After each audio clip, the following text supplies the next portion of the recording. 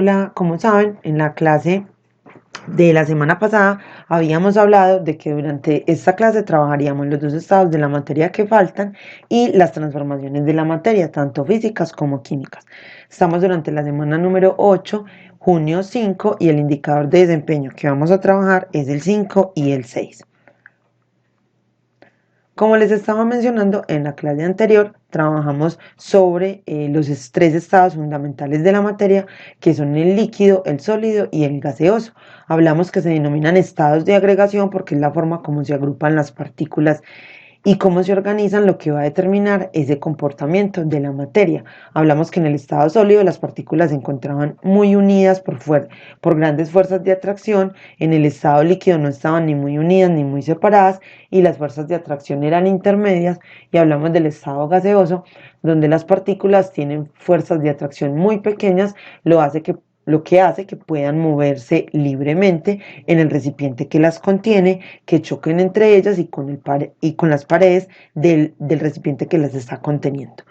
Habíamos hablado que además son estados fundamentales debido a que en la naturaleza encontramos fácilmente la materia transitando por estos tres estados, mientras que otros estados como el condensado Bose-Einstein o como el estado plasma requieren unas condiciones muy especiales de temperatura o de presión que van a determinar que la materia pueda comportarse de esa manera.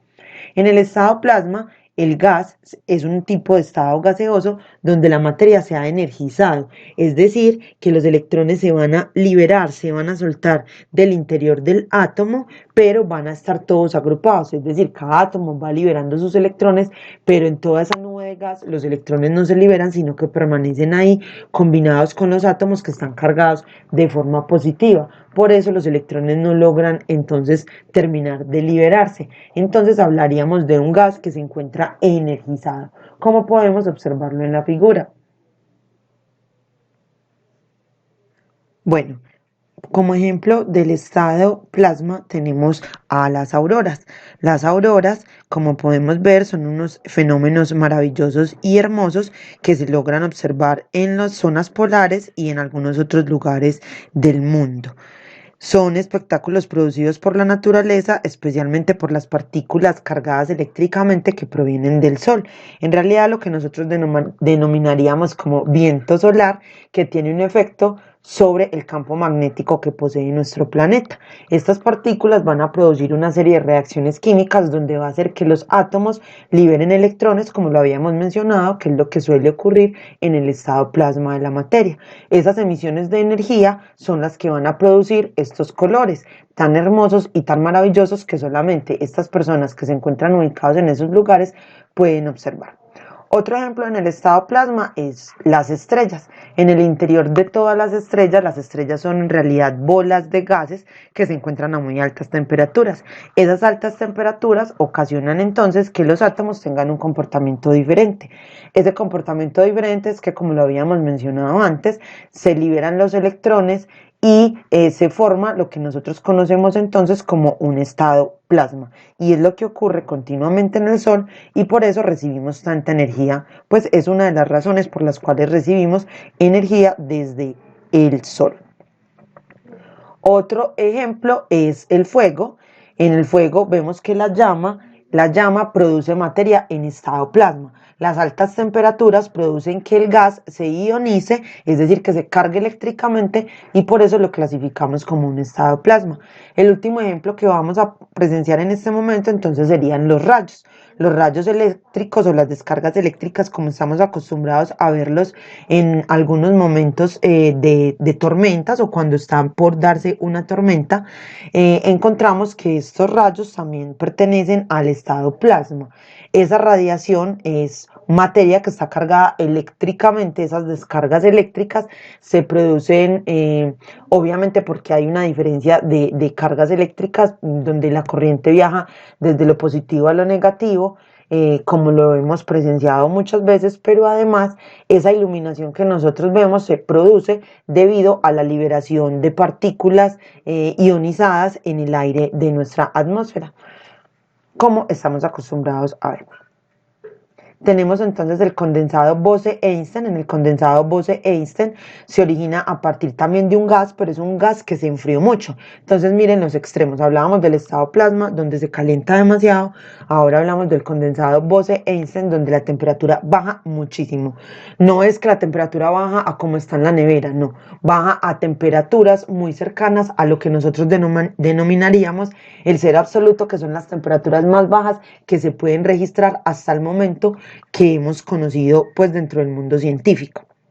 Así, baja tanto la temperatura que los átomos pierden la energía, es decir, que pierden la capacidad de moverse, y los frena tanto, tanto, tanto que se unen y se agrupan y forman como un superátomo, uno solito, como vamos a observar en esta imagen. Miren que hablaríamos acá de que la temperatura disminuyó tanto que se acercaron tanto, tanto, tanto que terminó ocupando el espacio de un solo átomo. Tenemos además los cambios en la materia. Esos cambios en la materia, entonces, nosotros nos vamos a dar cuenta que pueden ser que los materiales cambien de forma o cambien de estado sin perder su esencia, sin dañar su naturaleza, sin dejar de ser lo que son. A esos cambios nosotros los vamos a denominar como cambios físicos. Podemos encontrarnos con otros cambios o otras transformaciones que sufre la materia, donde esos cambios van a provocar que los materiales dejen de ser lo que eran, es decir, que se va a modificar la naturaleza o la estructura química de esa sustancia. Por eso esos cambios o esas transformaciones las vamos a llamar cambios o transformaciones químicas. También son conocidos como reacciones químicas. Acá en este tipo de cambios lo que se provoca es que se genere o se forme una nueva sustancia distinta de las sustancias iniciales que se tenían. Como les mencioné ahorita, entonces los cambios se pueden dividir en dos. Se dividen en físicos y en químicos. Los físicos son los cambios de forma o de estado, es decir, pasar del estado sólido al líquido, del líquido al gaseoso. Hablaríamos simplemente que eso es una transformación física de la materia, pues no se altera su estructura. Y cuando hablamos de los cambios químicos, hablamos de que se modifica la naturaleza de la materia, es decir, que hay una formación de una nueva sustancia, como lo veremos en el video que les compartiré a continuación. En la naturaleza podemos presenciar distintos fenómenos o cambios. Estos pueden ser cambios físicos y químicos. Los cambios físicos son aquellos en donde la estructura de la materia no se modifica. Esto quiere decir que se siguen conservando las mismas propiedades o características. Por ejemplo, los cambios de estado del agua, que a pesar que puede estar en estado sólido, líquido o gaseoso, sus propiedades siguen siendo las mismas y no cambian, como son los puntos de fusión y ebullición. Otros ejemplos de cambios físicos serían el cortar una hoja de papel en pedazos más pequeños, convertir la madera en acerrín, romper un cristal, estirar una liga, arrugar el papel, derretir un metal, disolver sal o azúcar en agua, cortar en trozos una fruta, la dilatación del mercurio dentro de un termómetro, cuando se derrite la nieve, cuando rallamos un queso, moldear un pedazo de plastilina, etc.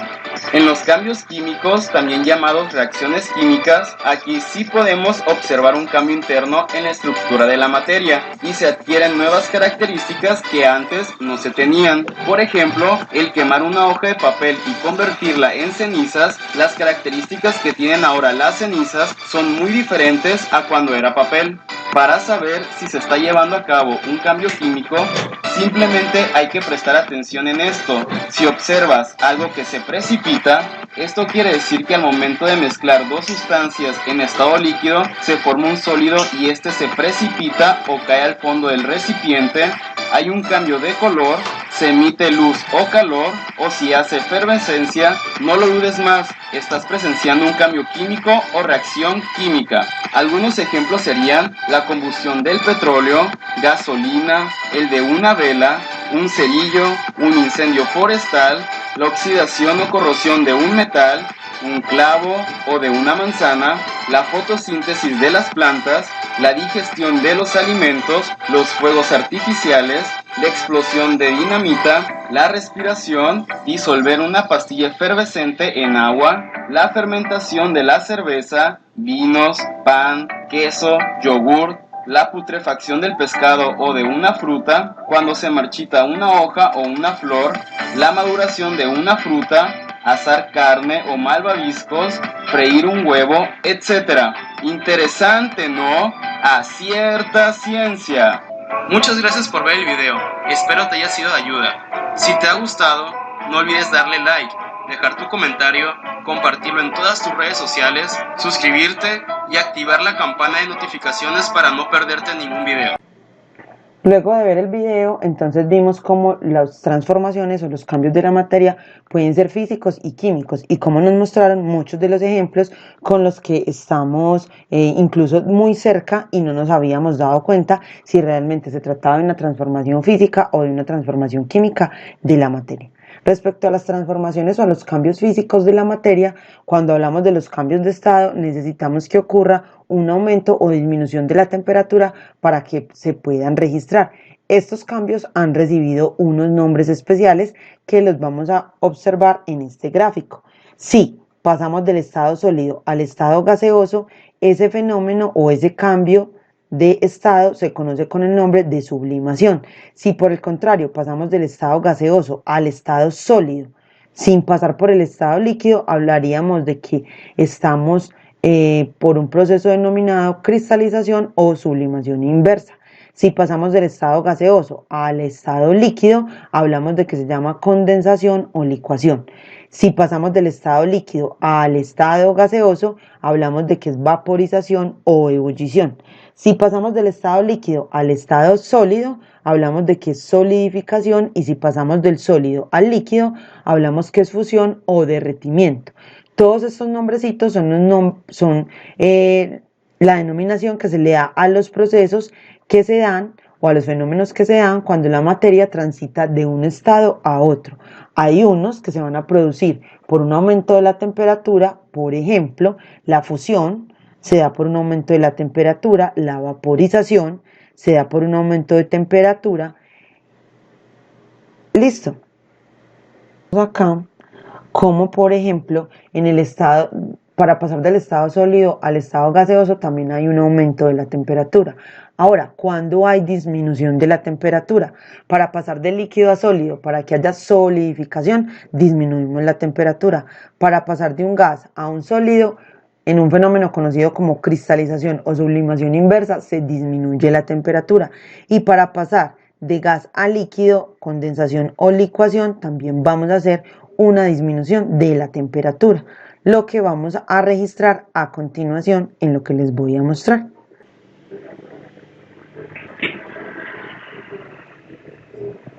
Como podemos observar, entonces en este momento el agua se encuentra en estado sólido.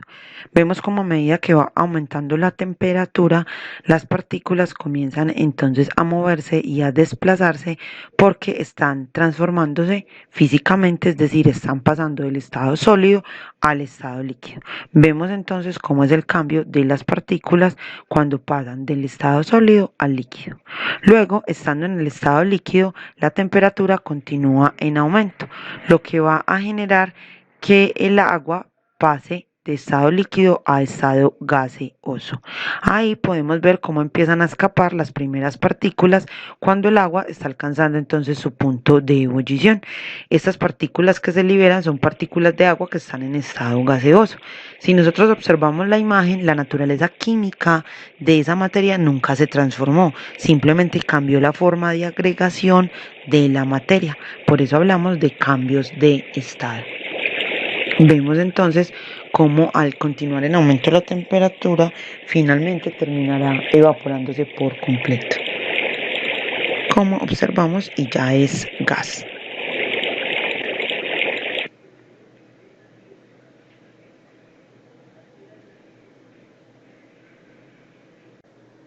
En los cambios químicos de la materia, entonces encontramos que se producen cuando hay una transformación de la materia, es decir, cuando la materia pasa de ser algo para conformar algo completamente distinto a lo que era inicialmente. Por eso hablamos de que es una reacción química, es una transformación de la naturaleza y de las propiedades que componen a ese material. Podemos observar en la imagen que cuando el calcio se le pone fuego, Miren la reacción química que va a obtener. Junto con el oxígeno del aire, más el fuego, más el calcio, podemos encontrar la siguiente reacción química. Otro ejemplo de una reacción química, como vemos acá en la imagen, en la formación de cristales, cuando se mezclan dos líquidos y finalmente pues en el interior del recipiente se forman cristales. Y acá con este tipo de material que se utiliza mucho, es un gel empleado para hacer pañales y toallas higiénicas. Como podemos ver, tiene la gran capacidad de absorber muchísimo líquido. Entonces es muy importante que nosotros empecemos a entender que las transformaciones químicas es lo que nos va a permitir obtener toda la diversidad de materiales que tenemos hasta el momento. Por eso esos cambios químicos van a ser tan importantes dentro de la industria química, dentro de la industria farmacéutica, dentro de la industria textil, porque a partir de esas transformaciones se van a poder obtener todo tipo de materiales. Como ustedes saben, habíamos quedado que para el próximo viernes de junio 12 estaremos realizando nuestra lámpara de lava. Para esa lámpara de lava, entonces necesitamos los siguientes materiales: una botella transparente de vidrio o plástica, pequeña, preferiblemente el tamaño de una gaseosa personal, aceite vegetal de cocina. Puedes comprar, es mejor como lo vamos a trabajar de esta manera, sin tener que utilizar la vela porque es más riesgoso por lo de la lata de atún.